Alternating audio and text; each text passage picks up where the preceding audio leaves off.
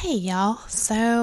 Tonight we're going to review a couple of sections in chapter 9, and that is hearing the old ones call as well as staying over long. They kind of go together, and so I thought that, presenting these two together would be best. It starts out under hearing the old ones call, talking about what she calls a disembodied voice. And she says that it's kind of like when you're dreaming, instead of your subconscious delivering a message to you through your dream in a typical manner, it's like you hear this disembodied voice. And she says it's when your subconscious is cutting directly through, like she says, cutting to the chase, because it's a very important message. And so she says, this is one of the most powerful dreams a dreamer can dream. Whatever is said by this voice in the dream is considered a direct transmission from the soul. So it's powerful. And she says that it's particularly happens when the soul is in distress. And so from there, I'm going to read a little bit to you in reference to this story, Sealskin, Soulskin. So it says, in the story, the old seal rises out of its own element to begin the call. It is a profound feature of the wild psyche that if we do not come on our own, if we aren't paying attention to our own seasons and the time for return, the old one will come for us, calling and calling until something in us responds. Thank goodness for this natural homing signal that becomes louder and louder the more we are in need of return. The signal goes off as everything begins to be too, T-O-O, in either a negative or positive sense. It can be as much time to go home when there is too much positive stimulation as when there is ceaseless dissonance. So yes, I totally agree with that. It's anything that's overwhelming. I'm getting the word overwhelm, and it's like when you have to just take a minute and just breathe deeply, and it does impact you regardless. Anything that's overwhelming, whether it's positive or negative. So just something to think about. And she says, we can be too intense about something. We can be too worn down by something. We can be overloved, underloved, overworked, underworked. Each costs much. In the face of too much, we gradually become dry. Our hearts get tired. Our energies begin to become spare.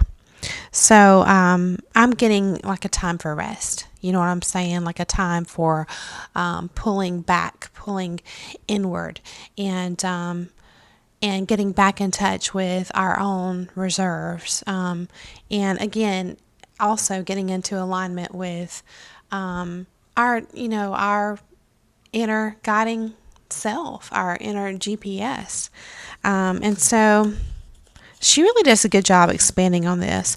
She says, in this version of the story, it is interesting that the one who hears and responds to the call from the sea is the little spirit child. It is he who ventures out over the ice crags and stones, who dumbly follows the cry, and who accidentally trips over his mother's rolled up sealskin. The child's restless sleep is an acute and accurate portrayal of the restlessness a woman feels when she is yearning to return to her psychic place of origin.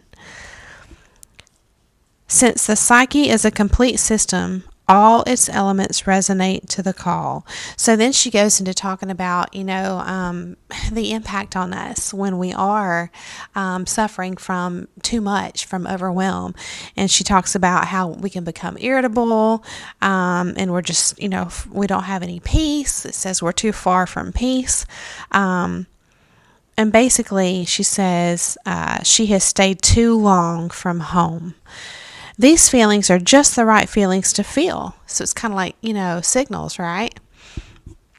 They are a message that says, come here now. That feeling of being torn comes from hearing, consciously or unconsciously, something calling us back, something that we cannot say no to without hurting ourselves. So, yes, I would agree with that. It says the old seal rises up at night and the child stumbles about at night. In this and many other tales, we see the main character discovering an astonishing truth or recovering an invaluable treasure while groping in the dark. This motif is ubiquitous in fairy tales and occurs no matter what, by hook or by crook. Nothing makes the light, the wonder, the treasure stand out so well as darkness. The dark night of the soul has almost become a catchphrase in certain parts of the culture. The recovery of the divine, I love that, is done in the dark of hell or Hades or there. The return of the Cristo comes as a glow from the gloaming of hell. So then she goes into talking about, different cultures and how it's the same message throughout different belief systems. And so she mentions the Asian sun goddess, the Sumerian goddess, in the mountains, all the different areas around the world, how it's the same story. It says these images of going about in and through the dark carry an age-old message that says, do not fear not knowing. So that's the importance of this story, in Sealskin Soulskin, when the spirit child, their son, he's stumbling in the dark to help his mother to find her soul skin again, right? So the dark matters. And so the message is, do not fear not knowing. In various phases and periods of our lives, this is as it should be. Now, I want to also draw attention to the fact that this symbolism of the dark is related to not fearing, and then pulling back on what we just read here, it says the recovery of the divine, right? The return of the Cristo. So it is spiritual. It can be spiritual, and we're instructed to have no fear, and so. I just think this is powerful and beautiful. It says, do not fear not knowing. In various phases and periods of our lives, this is as it should be. The feature of tales and myths encourages us to follow the call, even when we've no idea of where to go, in what direction, or for how long. All we know is that, like the child in the tale, we must sit up, get up, and go see. So maybe we stumble around in the dark for a while, trying to find what calls us. But because we have managed to not talk ourselves out of being summoned by the wild one, we invariably stumble over the soul skin. When we breathe up that soul state, we automatically enter the feeling state of, this is right, I know what I need. So it's about following the call, heeding that, regardless of the fact that we don't see the end destination. And so I see this as an act of faith through the spiritual lens. And because we're dispelling fear, we're rejecting fear. And we may not know exactly, we may not see everything mapped out, planned out, but he knows, he does. And so that's the beauty of it, is that it's kind of like, you need to go, but you don't know what you're going toward or for.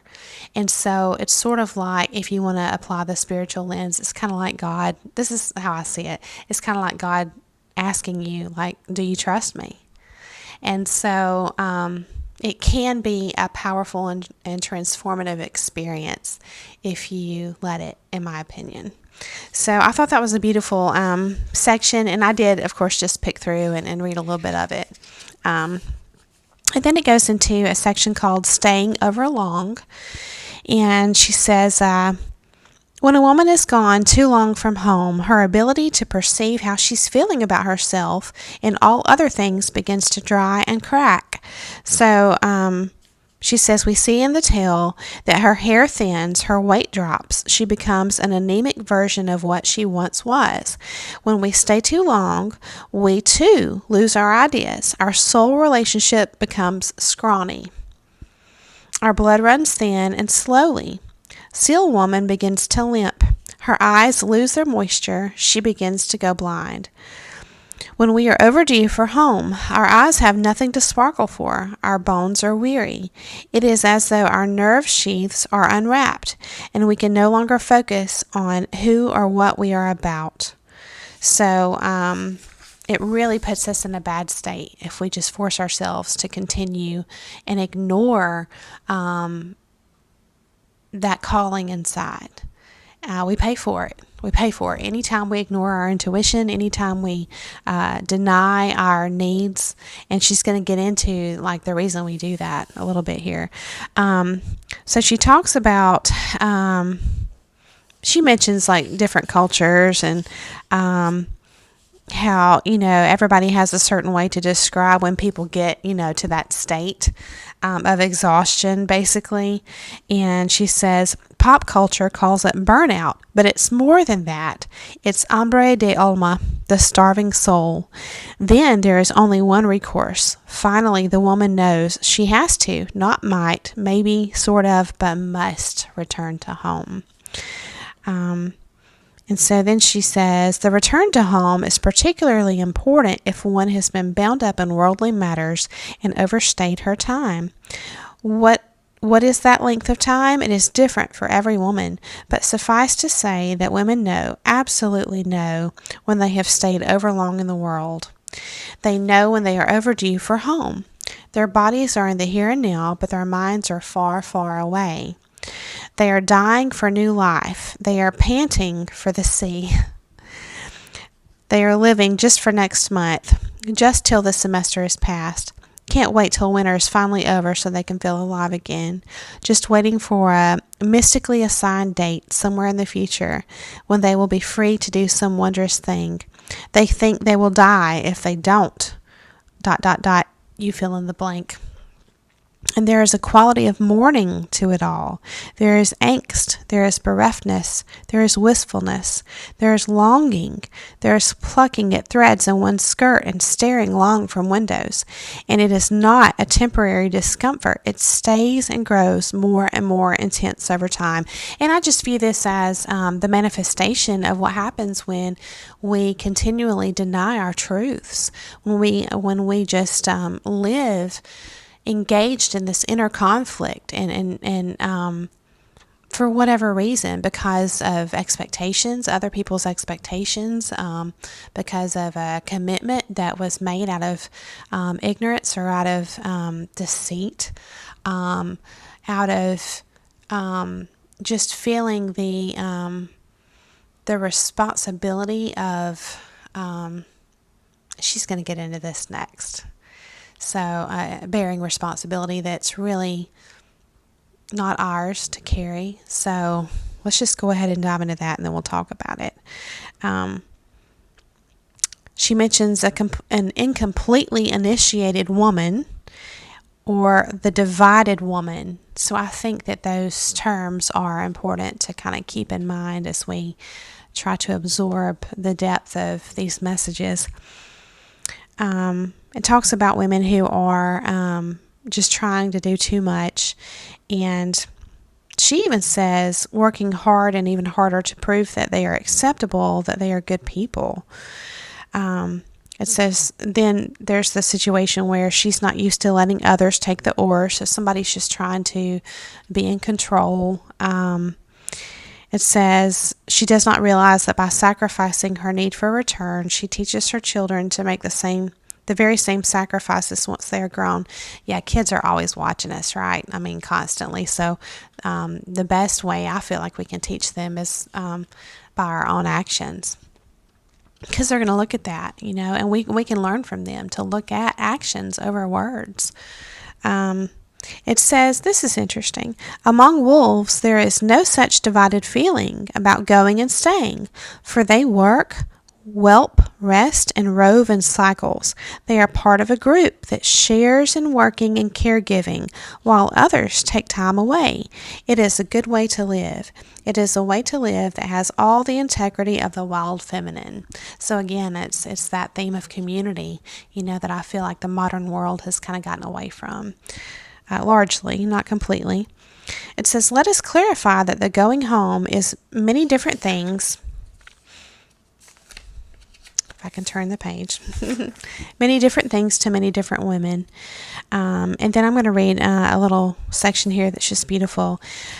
It says, there are many ways to go home. Many are mundane, some are divine.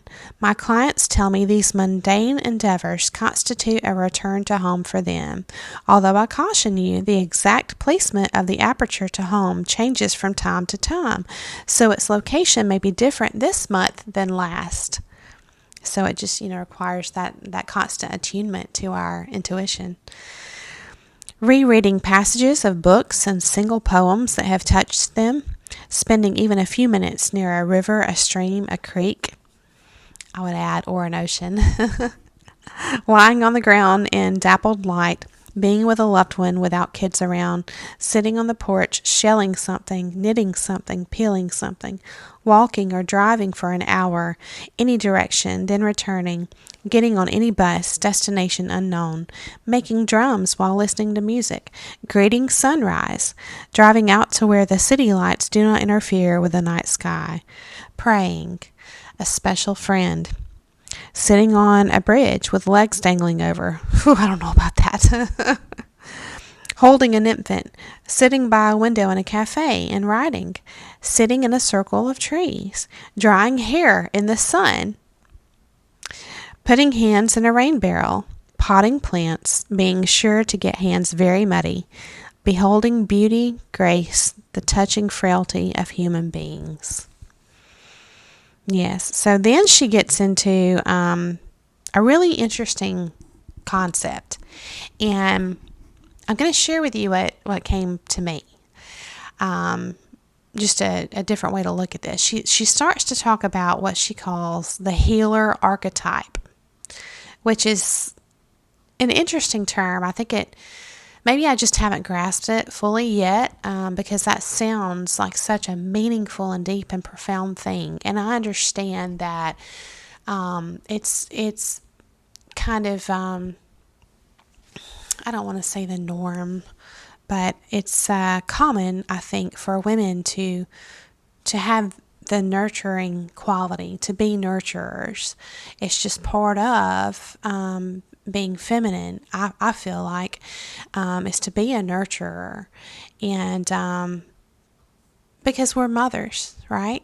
And so I think that this healer archetype is kind of in alignment with that. But let me just read to you what she says, and we'll talk about it. She says, so it is not necessarily an overland and arduous journey to go home, yet I do not want to make it seem that it is simplistic, for there is much resistance to going home, no matter if it is easy or hard. There is one more way to understand women's delaying the return, one that is far more mysterious, and that is a woman's over-identification with the healer archetype. Now, an archetype is an enormous force that is both mysterious and instructive to us. We gain great stories by being near it, by emulating it, by being in balanced relationship to it. Each archetype carries its own characteristics that support the name we give the archetype: the great mother, the divine child, the sun hero, and so forth. Sun, S-U-N. The sun hero, and so forth. The great healer archetype carries wisdom, goodness, knowing, caregiving, and all the other things associated with a healer. So it is good to be generous and kind and helpful like the great healer archetype, but only to a point. Beyond that, it exerts a hindering influence on our lives. And here's where I would like to add, I think it also can turn into, it can kind of, what's the word I want to I want to use, it can kind of manifest in a negative manner, and turn into something that is also a hindering influence on others' lives, with regard to overstepping boundaries, kind of bleeding over into, instead of caregiving and helping, but more of like a controlling kind of mechanism. I'm kind of searching for the right words here, but you see where I'm going with this. I think that, if someone's not careful, it can kind of start to fester, almost like a turn into a sickness. It's like there's a balance where it's healthy, like she says, only to a point, but then it can be, I think if it's not kept in balance and in check, it can turn into a bad thing. So it says, women's heal everything and fix everything compulsion is a major entrapment constructed by the requirements placed upon us by our own cultures, mainly pressures to prove that we are not just standing around taking up space. This is really interesting right here.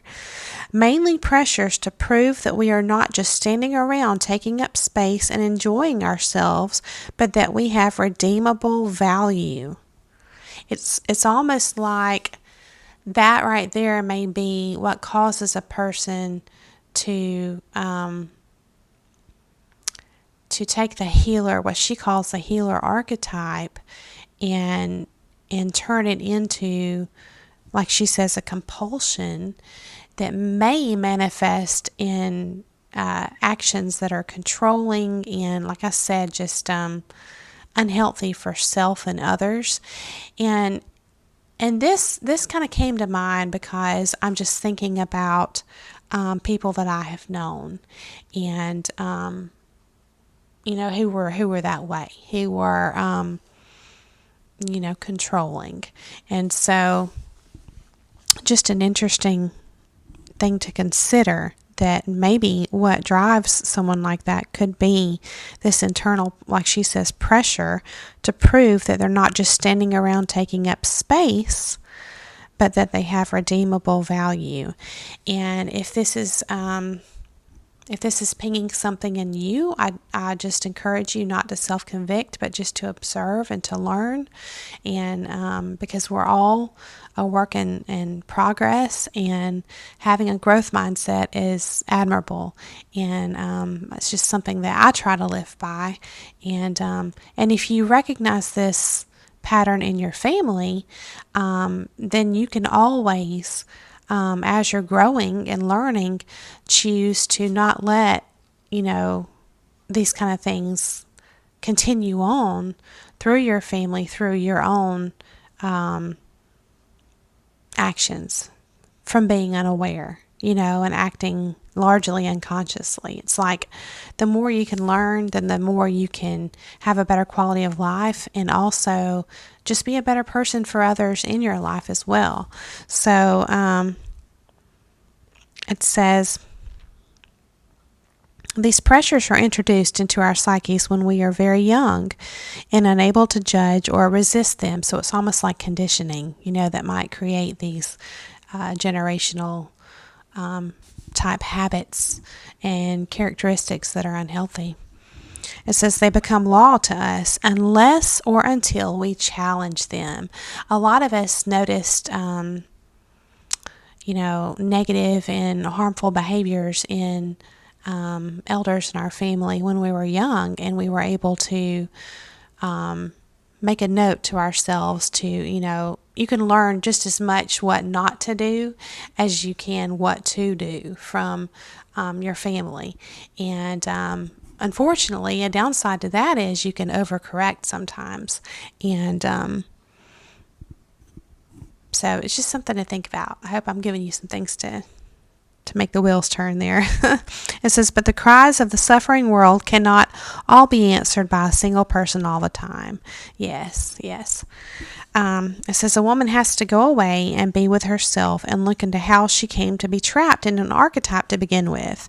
The basic wild instinct that determines only this far and no farther, only this much and no more, must be retrieved and developed. That is how, this reminds me, this is like this inner kind of parent or grandparent figure. It reminds me of the Red Shoes, where the old lady that adopted the girl in the story wasn't functioning properly. And remember, she was symbolic. The old lady was symbolic of the what they call the gatekeeper of the psyche, the one who keeps everything in check and who kind of examines everything and keeps everything in balance. So it's like that part of the psyche that I think is being referenced here. So it says the basic wild instinct that determines only this far and no farther, only this much and no more, must be retrieved and developed. That is how a woman keeps her bearings. It is preferable to go home for a while, even if it causes others to be irritated, rather than to stay and deteriorate, and then finally crawl away in tatters. Ain't that the truth? So it says if we do, this is the end of this section here, if we do not go home when it is time, we lose our focus.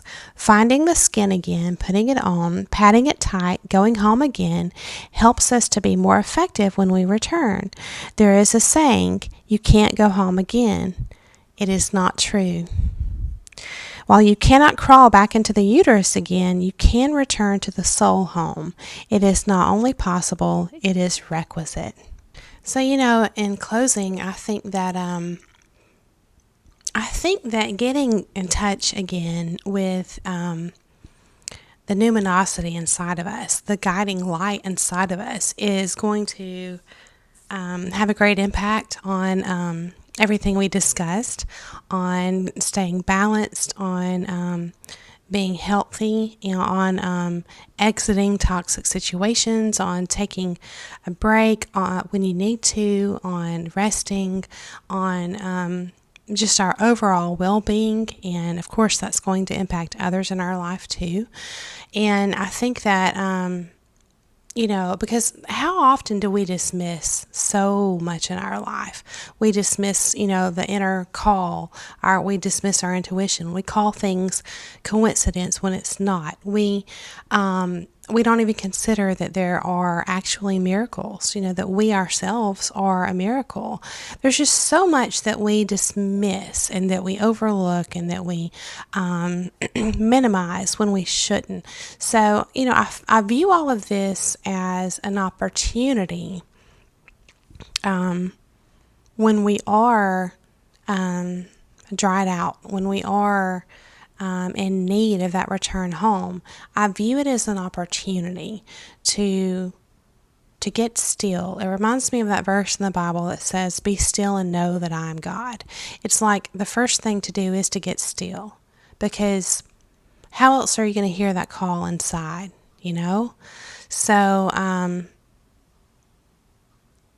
so yes, I think that if we can do that, it's going to help to realign us, help us to listen, because when you listen, it's a